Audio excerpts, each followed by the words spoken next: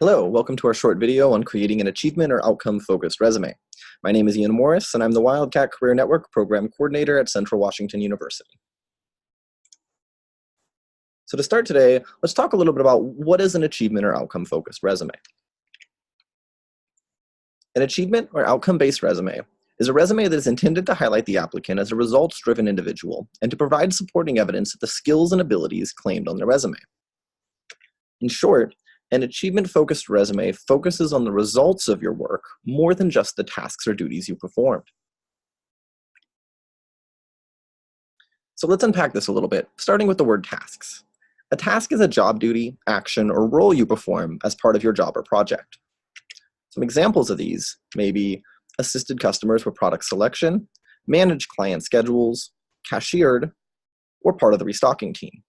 These are extremely common on resumes, particularly for new graduates or junior applicants. However, they don't necessarily add the same level of value that they could if slightly reframed.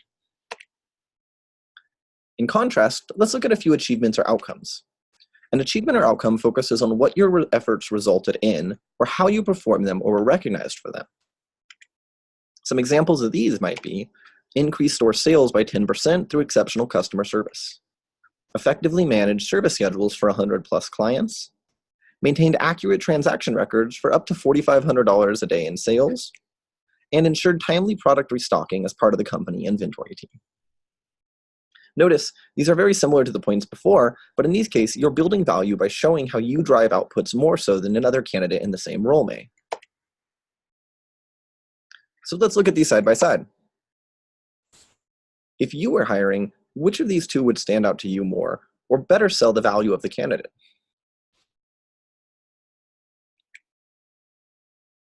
So again, why use an achievement or outcome-focused resume? Well, because saying what your job duties were does not really tell the employer how well you did at it. Achievement and outputs illustrate what you did and how you performed at it or how it benefited the company. So let's do a simple thought experiment with this. This is Bob. Bob's a moneymaker. This is a monkey. He really doesn't generate very much revenue. So let's say you were to place either of them in a given job role. In this case, how about lead sales specialist? So we're seeking a lead sales specialist.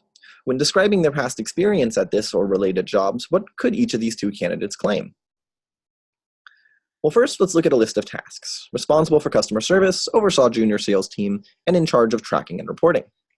Well, if either of these had been in this role, both of them could honestly say that they were responsible for those tasks. They could both equally say that they oversaw the tasks, and they could both equally say that they were in charge of tracking the tasks. That's not to say that they did the job at the same level, or that one performed better than the other, but that they can both say they were indeed responsible for that while in that position. Now let's look at a few achievements. Increased sales revenue, implemented new sales training, and generated timely and accurate reports. Well, Bob can say he did these things because he was a good employee. The monkey, however, sort of just monkeyed around and didn't actually manage to achieve any of these things. Notice the difference here? Achievements and outcomes allow you to highlight what your job was and how well you did at it. So wrapping up, let's give you just a couple of tips for using an achievement or outcome-focused approach. First, aim for specific but relative examples. Strive for specifics and measurable outcomes whenever possible.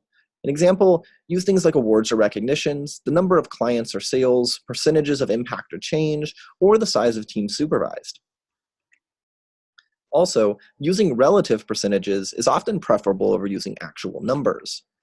Saying $100 a day change in sales would have a different meaning for a small store than it might for a large one, whereas 10% change applies the same to either context.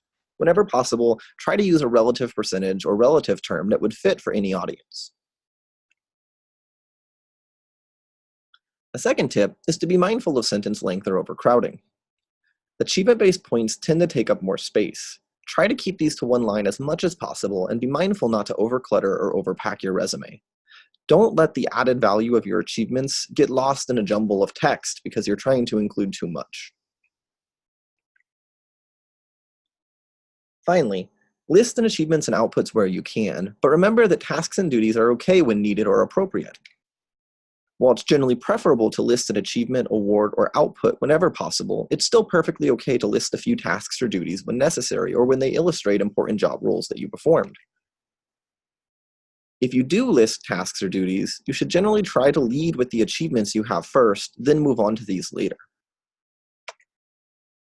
This wraps up our video, but if you enjoyed the video and like to get more tips and information, we encourage you to visit Career Services to schedule an appointment, to check out our regular campus workshops and events, or to find more CW Career Services videos on the Wildcat Career Network or on the CW Career Services YouTube channel. As always, thank you for your time and attention. We hope you enjoyed the video.